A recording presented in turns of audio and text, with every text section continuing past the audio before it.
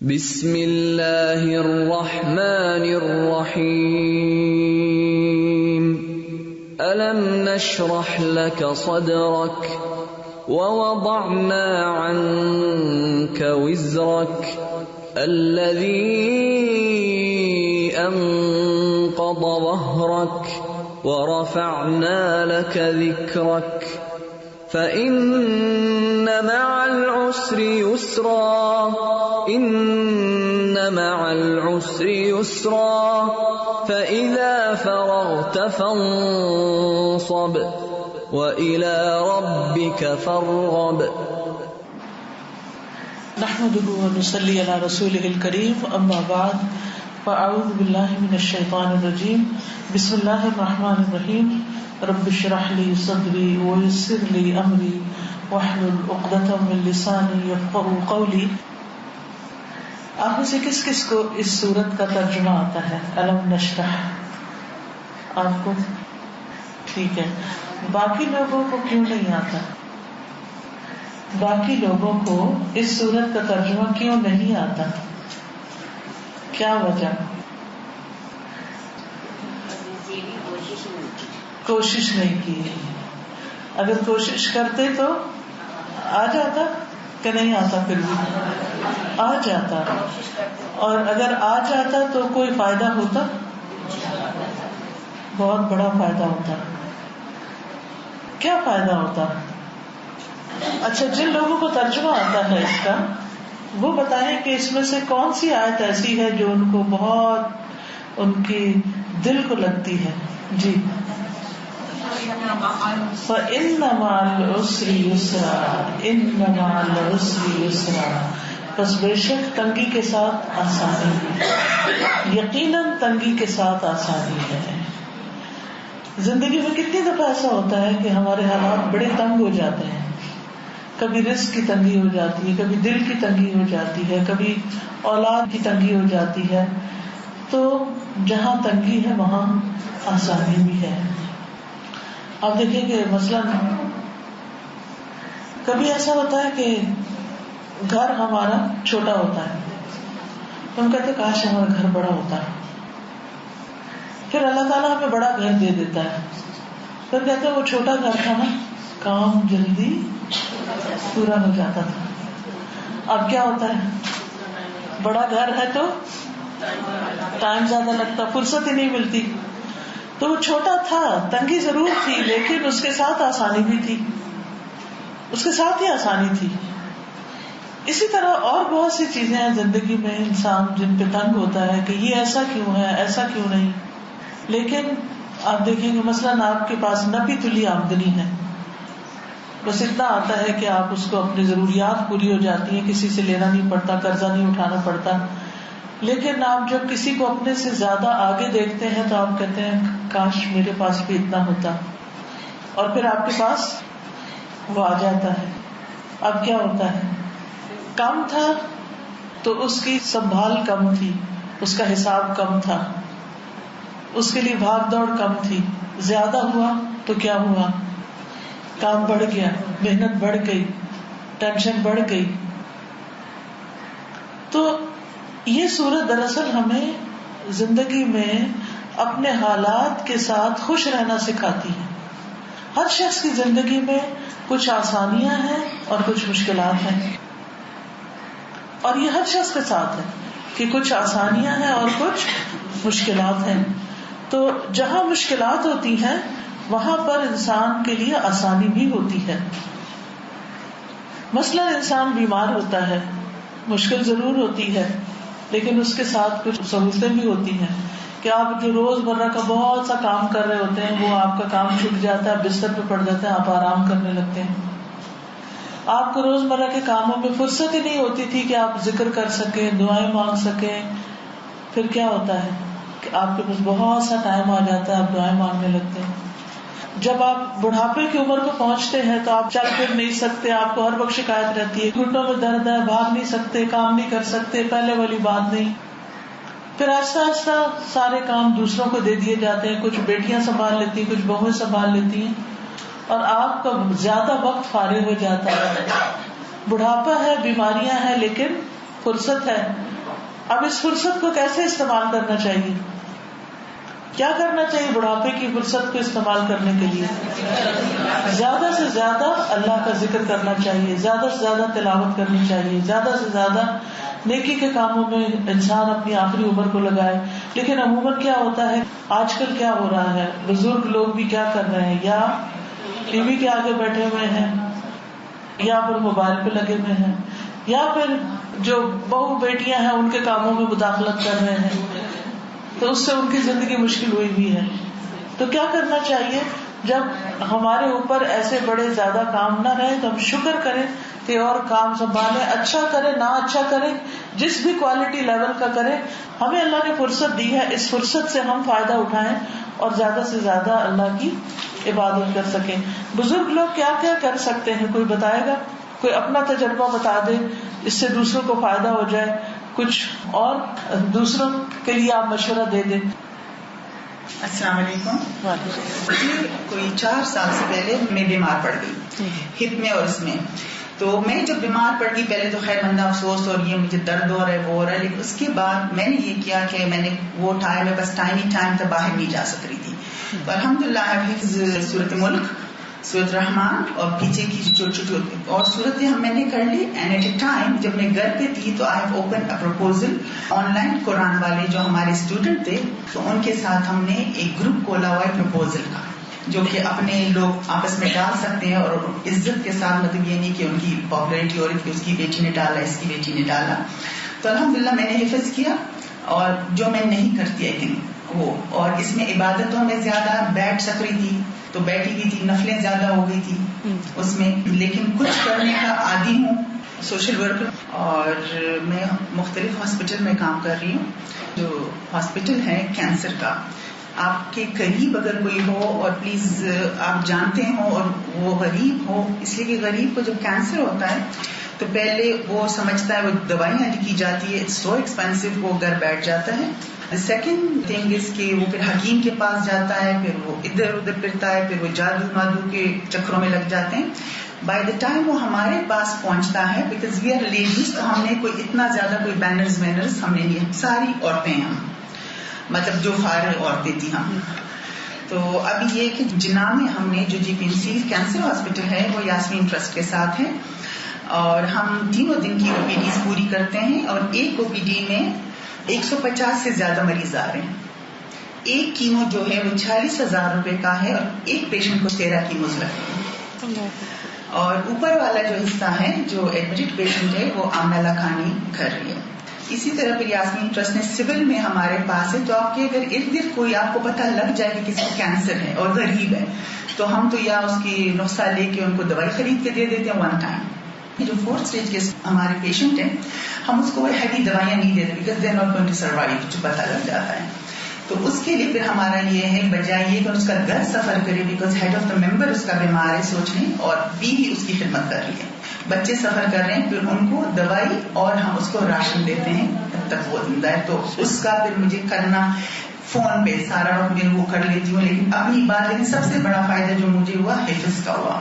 جزاک اللہ خیر. یہ بہت اچھی ٹپ ہے کہ جب آپ کے پاس فرصت ہو تو آپ 2-3 کام کر سکتے ہیں. ایک تو یہ ہے کہ آپ قرآن پاک حفظ کرنا شروع کر دیں, سورۃ ملک حفظ کریں, سورۃ رحمان کریں, سورۃ الکہف کریں, آخری پارہ کریں. اور جیسے انہوں نے شروع میں کہا تھا کہ حفظ کا یہ فائدہ ہے کہ اگر انسان کچھ عرصے کے بعد دیکھ کے نہیں پڑھ سکتا, اللہ نہ کرے کسی کی نگاہ چلی جائے, اللہ نہ کرے کہ کسی کے ویسے کو مشکل ہو جائے, تو ایسی صورت میں کیا ہو سکتا ہے کہ آپ کو جو زبانی یاد ہے وہ آپ پڑھ سکتے ہیں, ٹھیک ہے نا. اور اسی طرح یہ ہے کہ اگر آپ فون پر جیسے لوگوں کی مدد کرتے ہیں, لوگوں کو کسی کام کے اوپر کوئی اچھا مشورہ دے سکتے ہیں. کچھ بزرگ خواتین ایسی ہوتی ہیں ان کی زندگی کے تجربات ہوتے ہیں جن تجربات کو وہ دوسروں سے شیئر کر سکتے, کاؤنسلنگ جس کو کہتے ہیں, نصیحت کر سکتی ہیں, سمجھا سکتی ہیں, اور کچھ نہیں دوسروں کے مسائل سن سکتی ہیں. کچھ لوگ ایسے ہوتے ہیں کہ جو اتنے پریشان, اتنے گھبرائے ہوئے ہوتے ہیں کہ ان کی کوئی بات سن کے ان کو مت دینے والا نہیں ہوتا. تو اس طرح کے کام کر سکتے ہیں. اور کسی کے پاس کوئی آئیڈیا ہو اور کیا کر سکتے ہیں بزرگ حضرات؟ مجھے جو شکایت ہے ہم جنریشن سے کہ ہم لوگ جو ہے وہ بزرگوں کو ایک طرف بٹھا دیتے ہیں, یہ کوشش ان کے بجائے ہمیں کرنی چاہیے کہ اگر وہ قرآن پڑھے ہوئے ہیں یا وہ بہت اچھی تلاوت کرتے ہیں یا وہ اردو بہت اچھا پڑھ سکتے ہیں تو ہم اپنے بچوں کو ان کے پاس بٹھائیں کہ بیٹا آپ مجھ سے پڑھ لیں. بالکل. اس طرح ان کی اٹیچمنٹ دادیوں سے نانیوں سے ضرور ہو جاتی. ہم ہر کوشش یہ کرتے ہیں کہ وہ خود کریں لیکن انیشیٹ تو ہمیں کرنا نہیں, ان کو تو ظاہر ہے کہ مدد چاہیے ہوتی ہے. کسی بھی کمزور انسان کو مدد چاہیے ہوتی ہے. یہاں کہنے کا مطلب یہ ہے کہ وہ سوچنا شروع کریں کہ ان کے اندر کیا صلاحیت ہے, کیا قابلیت ہے, وہ کیا کیا کرنے کے قابل ہیں, تاکہ وہ ایک ایکٹیو ممبر رہیں آخر تک. ہمارے پاس الحدام میں ایک خاتون آتی ہیں, ان کی ایج تقریباً 80 ایئرس ہے. انہوں نے گورنمنٹ جابس کیا اور اسی طرح کے کام کیے اور وہ ماشاءاللہ ابھی تک ذہنی طور پر الرٹ ہیں. ان کو یہاں آ کے اور لوگوں کی سپورٹ ملتی ہے اور وہ خود یعنی کہ مدد کرتی ہیں. السلام علیکم. الہدا اسلام آباد میں ایک کافی بزرگ عمر کی خاتون آیا کرتی تھی, اللہ تعالیٰ ان کی مغفرت کرے. قمر آپا ان کا نام تھا اور وہ آخری ایج میں 70+ جب ہو گئی تو ان کو کینسر ہو گیا. وہ الہدا آتی رہیں اور وہ ہر وقت کہتی تھی کہ کوئی بھی کام مجھ کو دے دیں. ان کا گھر ذرا قریب تھا, گرمی سردی وہ واک کر کے آتی تھی, مور دین 15 منٹس کی واک تھی, اور پھر وہ آ کے لوگوں کی کاؤنسلنگ کرتی, حتیٰ کہ رشتے کرانے میں بھی ہیلپ کرتی تھی. بالکل وہ الرٹ رہیں اور ان کا کینسر نیچرلی انہوں نے ٹریٹ نہیں کروایا. بس وہ کہتی تھی میں اپنے پہ کام کر رہی تھی, ایک دفعہ ہاسپٹلائز ہوئی تھی, لیکن وہ کہتی تھی مجھے پتا ہے میں یہ ٹریٹمنٹ لے نہیں سکوں گی. مین ٹائم سے آلموسٹ ریچ 80 اور 80 کے قریب تھے. فائنلی ہم کو ان کے گھر والے کراچی میں تھے اور بچے کراچی رہے تھے, یہیں ان کا انتقال ہو. لیکن وہ جب تک آتی نہیں بالکل الرٹ, بہت پیار کرنے والی, ہر ایک کا مسئلہ سننا, ہمت بڑھانا اور بہت اچھے پازیٹیو مشورے دیتے. بالکل. جی آپ پیچھے سے وہ کچھ کہنا چاہتے ہیں؟ وعلیکم السلام. جی میں نے دیکھا کہ جو لڑکے بات نہیں ہے تو ان کو کلمہ تک نہیں آتا. لڑکیاں آتی ہیں نہانے پاکی کیا ہوتی ہے پڑھانا شروع کیا. ان میں سے 2 بچے بچے اتنے ماشاء اللہ اچھے دکھے. جب میں اپنا کچھ کر رہی تھی تو پھر میں ان کے ساتھ آئی تھی. لڑکی جب تھی میں نے اس کو BA BEd کروایا وتھ قرآن, تمام اسٹیچنگ اس کو میں نے سکھایا. اور لڑکے جب دونوں میرے گھروں سے آئے تھے اس کو میں نے MD کرایا. وہ بچہ آج کل اسٹینڈرڈ چارٹرڈ بینک میں جاؤ. کتنا صدقہ جاری ہے. اور دوسرا یہ ہے کہ کوشش کرتی ہوں کہ بچی شادیاں والیاں. جزاک اللہ خیر. انہوں نے جو بات کی وہاں سے ایک بات اور ساتھ شامل کرنا چاہوں گی کہ سرونٹس تو ایک طرف, اگر آپ سروے کریں تو ہمارے اپنے گھروں کے بچوں کو آیت الکرسی تک نہیں آتی, صبح شام کی دعائیں نہیں آتی جو ان کی حفاظت کے لیے پڑھنے کے لیے بڑی ضروری ہے. تو اپنے ہی آس پاس, اپنے ہی دائیں بائیں, خود اپنے خاندان میں اپنے پوتا پوتی, اپنے بچے, سرونٹس کے بچے, ان سب کو اگر آپ یہ علم بھی دے جائیں تو جب تک وہ دنیا میں رہیں گے ان چیزوں کو پڑھیں گے آپ کے لیے صدقہ جاریہ بنے گا. آپ ان سے اور کچھ نہیں, ان سے سننا شروع کر دیں. آپ ان سے سنیں کہ بچے مجھے آیت الکرسی سناؤ, آپ مجھے قل هو اللہ سناؤ, دعا قنوت سناؤ. اور کھیل کھیل میں بھی اگر آپ تھوڑی دیر بٹھا کے ان کو سکھائیں گے تو بہت کچھ سیکھ جائیں گے. ماشاءاللہ ہمارے بزرگ تو ہمارا سرمایہ ہے اور بڑے تجربات سے گزر کے جاتے ہیں. ساری زندگی کا نچوڑ انہوں نے دیکھا ہوتا ہے, ہمیں ان کے تجربات سے فائدہ اٹھانا چاہیے. تو آج کی اس محفل میں آپ نے اتنا امپورٹنٹ کوشچن ریز کیا تو میرا ایک مشورہ یہ تھا کہ کیوں نہ ایک دفعہ ہم سارے گھروں کے بزرگوں کو انوائٹ کریں, ان کو گائیڈنس کی میرے پاس ضرورت ہے. بالکل, ان کو پراپرلی گائیڈ کیا جائے. اور ہر شخص میں اللہ تعالیٰ نے کوئی نہ کوئی خوبی رکھی ہے, ہر شخص میں کوئی نہ کوئی صلاحیت رکھی ہے, لیکن اب ان کی صلاحیتوں کو اجاگر وہ خود بھی کنفیوز ہے کیونکہ معاشرے کا حال یہ ہے کہ بزرگوں کو ہم ایک طرف ڈال دیتے ہیں. ہر شخص کا مطلب ایون میں ڈاکٹر ہوں لیکن میں تو ریٹائر ہو گئی ہوں اور میرے بیٹے کا اور بہوؤں کا کہ میں اب پوتا پوتی کی پرورش کروں, سب کام چھوڑ دوں. حالانکہ میں خود بھی سوچ لوں کروں. بہت اچھا مشورہ ہے. انشاءاللہ الہدا میں ہم انشاءاللہ بلائیں گے. بلکہ کینیڈا میں ہم نے پچھلے 3-4 مہینوں سے یہ شروع کیا تھا, ہم اور ہمارے والدین کے نام سے ایک پروگرام, ہم اور ہمارے والدین. وہاں بھی یہی حالات ہے کہ بچے جو ہیں سب کام پہ نکل جاتے ہیں, بوڑھے ماں باپ سردیوں کے دنوں میں سارا دن گھروں میں بالکل قید ہو کے بیٹھے ہوئے ہیں. تو پھر ہم نے ان کا 1 ویک رکھا کہ جس میں بچے بھی آئیں, پیرنٹس بھی آئیں, اور مل کے پھر ڈسکشنز کریں اور ان کے تجربات سے فائدہ اٹھایا جائے. اس میں آپ جیسے ڈاکٹرز ان کو ہیلتھ کے حساب سے کچھ ٹپس دے سکتے ہیں, ایکسرسائزز بتا سکتے ہیں, اولڈ ایج کی ایکسرسائزز کیا ہیں, فوڈ اینڈ ڈائٹ اور ان چیزوں سے متعلق, اور پھر جو ڈپریشن ہونے لگتا ہے تنہائی کی وجہ سے, اس سے کیسے کوپ کریں, ذکر اذکار سکھا سکتے ہیں. بہت ساری ایکٹیویٹیز ہو سکتی ہیں. اور بزرگوں کے ساتھ تو برکت ہے, حدیث میں آتا ہے البرکۃ مع اکابرکم. وعلیکم السلام. یہ خوبصورت انٹرسٹنگ ٹاپک سنا نا والدین کا, تو اچانک مجھے ایک خیال آیا کہ ہمارے پیرنٹس ہمارے ساتھ اتنی محنت کرتے ہیں, مطلب انہوں نے ہمیں علم دیا, وہ علم دیا تو آج ہم یہاں بیٹھے کہ ہم سیکھنے کے قابل ہوئے. لیکن جیسا ہم نے تجوید ہم نے پڑھا اور قرآن کی تفسیر بھی پڑھی, تو جسٹ اس مومنٹ پر اس وقت مجھے یہ احساس ہوا کہ بہت سے والدین صحیح قرآن جس طرح سے تجوید کے ساتھ نہیں پڑھتے نا, کہ انہوں نے پڑھا ہی نہیں تھا, جیسے ہم نے بھی نہیں پڑھا تھا. تو یہ اتنی اچھا مجھے خیال ہے کہ کیوں نہ اپنے والدین کے ساتھ تھوڑا ٹائم لگائے اور انہیں مخارج کے ساتھ اچھا قرآن پڑھنا سکھائیں, تاکہ وہ ان کی آخرت میں جیسے ہم ان کی بھی صدقے جاریہ بنتے ہیں نا, اچھا پڑھتے ہیں, تو سب سے زیادہ حق تو ہمارے والدین کا ہے کہ ہم ان کو ٹائم دیں, تھوڑا سا پھر اسی آیت کو ہم تھوڑا سا ایکسپلین بھی کرتے ہیں, تو ہمارے لیے بھی بڑا اچھا ٹائم ہو جائے گا, ان کا بھی بہت اچھی تجویز ہے. یہ بھی اس میں آپ دیکھیے کہ جن والدین کو آتا ہے وہ بچوں کو سکھائیں, جن بچوں کو آتا ہے وہ والدین کو سکھائیں. اس اعتبار سے میں دیکھتی ہوں کہ عرب ممالک میں مساجد کے ساتھ ہی لیڈیز سیکشن ہوتا ہے مساجد کے اندر, اور ان مساجد میں جو لیڈیز سیکشن ہوتا ہے وہاں پر دن کو کلاسز ہوتی ہیں اسی مسجد کے اندر ہی.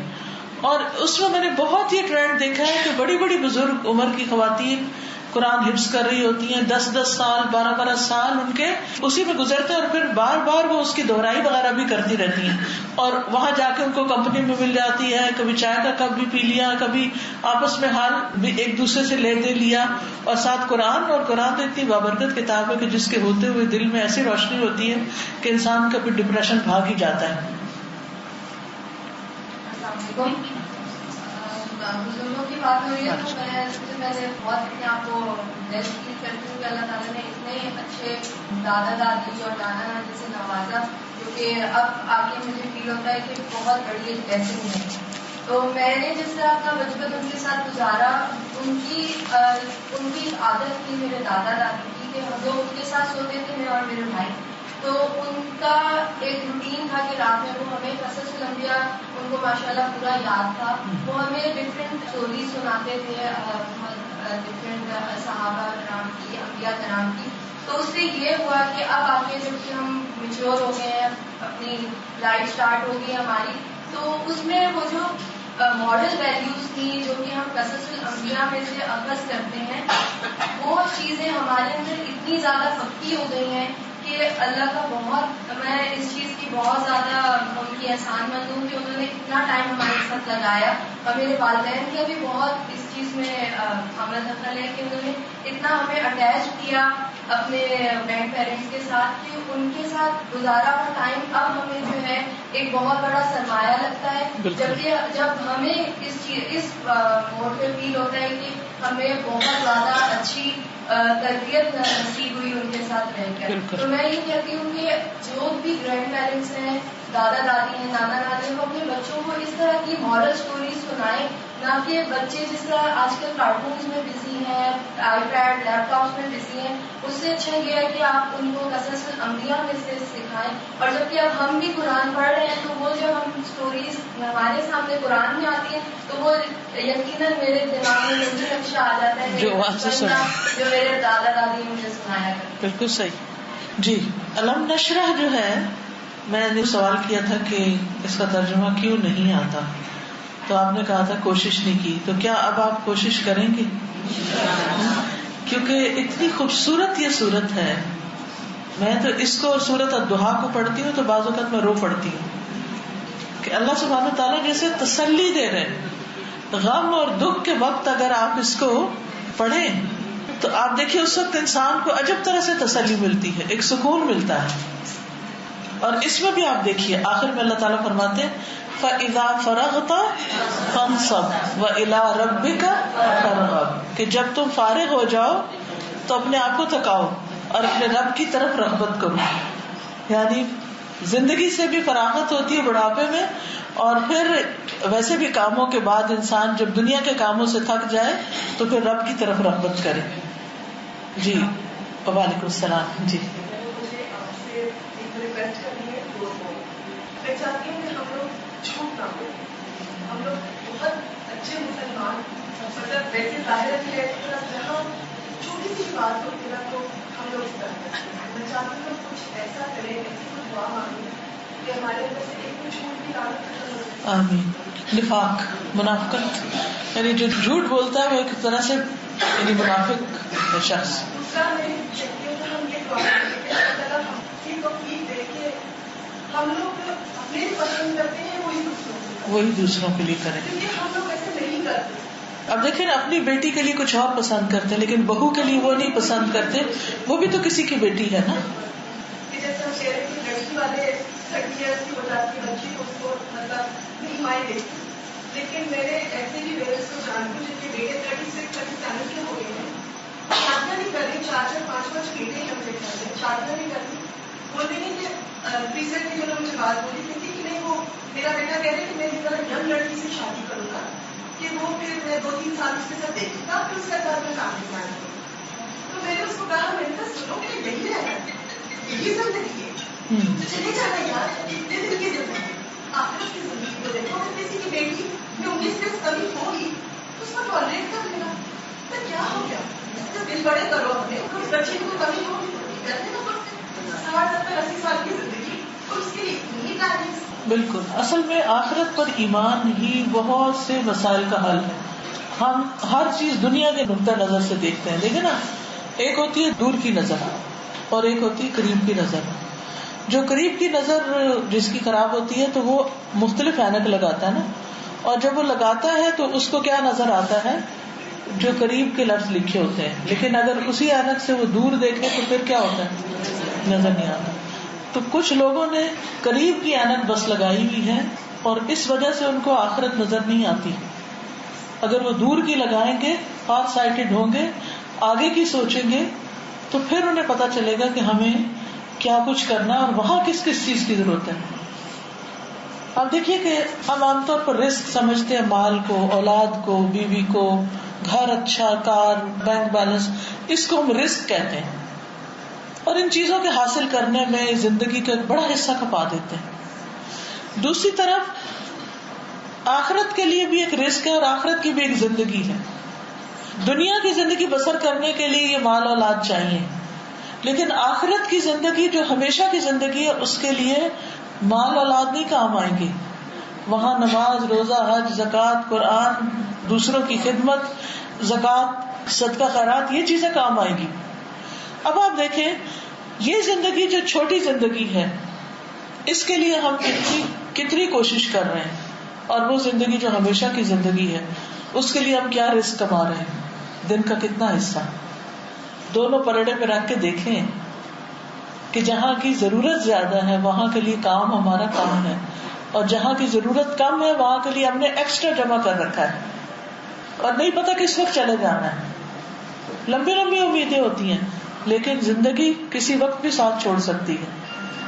تو قرآن مجید میں آتا ہے وَلْتَنْظُرْ نَفْسٌ مَا قَدَّمَتْ لِغَدٍ. ہر شخص کو یہ دیکھنا چاہیے کہ اس نے کل کے لیے کیا کر رکھا ہے. السلام علیکم. وعلیکم السلام. میں آپ سے عرض کرتی ہوں کہ میرا پوتا 20 سال کا وینکوور پڑھنے گیا تو ایکسیڈنٹ ہوا تھا. ایکسیڈنٹ سے پچھلے مہینے کی 15 کو اس کی ڈیتھ ہو گئی. پھر ادھر لائے تو بہو بیٹا بڑے پریشان، بڑی پریشانی میں بہت 20 سال کا تھا کہ 7 مہینے ہو گئے. تو آپ کوئی ایسی چیز بتائیں کہ جو وہ پڑھے. ویسے پڑھتے تو بہت ایسا بھی پڑھتے ہیں، سارے گھر والے بھی، سارے رشتے دار بھی، سب قرآن ہر چیز پڑھی جاتی ہے. تو آپ کوئی مبارک ہوئے آپ کوئی بتائیں تو ایسی چیز بتائیں جو 2-3 صبر آئے بچاروں کو صبر آئے. ٹھیک ہے. ایک کتاب ہے یا کنستین، بعد میں ان کو کتاب دے کے ذرا اس پر نشان لگا دے. اس میں رنج و غم کی دعائیں ہیں، وہ رنج و غم کے ازالے کے لیے پڑھیں. نمبر 2 ان کی بخشش کے لیے بھی دعائیں ہیں جو بچے کے لیے پڑھی جائیں. تو یہ 2 چیزیں آپ ضرور لازم کر لیں. یا کنستین کتاب کا نام ہے، اس میں یہ دعائیں لکھی ہوئی ہیں، اس میں سے انشاءاللہ تعالیٰ آپ کو بتائیں گے تو آپ پڑھیں گے. اللہ تعالیٰ بچے کی بخشش فرمائے اور والدین کو اس صدمے کا اجر عطا کرے اور ان کو صبر جمیل عطا فرمائے. سبحان اللہ والحمد للہ ولا الہ الا اللہ واللہ اکبر ولا حول ولا قوة الا باللہ العلی العظیم. اللہم صل علی محمد وعلی آل محمد کما صلیت علی ابراہیم وعلی آل ابراہیم انک حمید مجید. اللہم بارک علی محمد وعلی آل محمد کما بارکت علی ابراہیم وعلی آل ابراہیم انک حمید مجید. ربنا آتنا فی الدنیا حسنۃ وفی الآخرۃ حسنۃ وقنا عذاب النار. ربنا لا تزغ قلوبنا بعد إذ هديتنا وهب لنا من لدنك رحمة إنك أنت الوهاب. ربنا هب لنا من أزواجنا وذرياتنا قرة أعين واجعلنا للمتقين إماما. یا رب العالمین تو ہم سب پر اپنی رحمت نازل فرما. یا اللہ تو ہم سب کے غموں اور دکھوں اور تکلیفوں کو دور کر دے.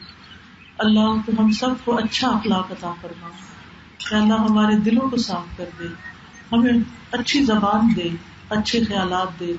یا اللہ ہمارے گھروں کے اندر محبتیں پیدا کر دے. یا اللہ ہمیں اپنی محبت عطا کر، اپنے رسول محمد صلی اللہ علیہ وسلم کی محبت عطا کر، ایمان والوں کی محبت عطا کر. اللہم ارزقنا حبک وحب من یحبک وحب عمل یقربنا الی حبک.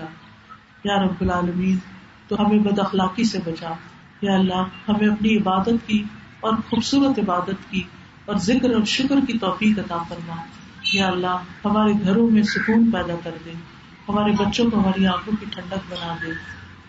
یا رب العالمین یا ارحم الراحمین یا ذا الجلال والاکرام تو ہم سب کے گناہوں کو معاف کر دے. اللہ ہماری مشکلات آسان فرما دے. یا رب العالمین ہم سب کو صحت عطا فرما. یا اللہ میری والدہ جو ہاسپٹل میں ان کی طبیعت خراب ہے، اللہ تعالیٰ ان کو صحت عطا فرما. یا اللہ ان کی تکلیف دور فرما دے. یا اللہ ان پر رحم فرما. یا اللہ ان کے درجات بلند فرما. یا اللہ ان کو بخش دے.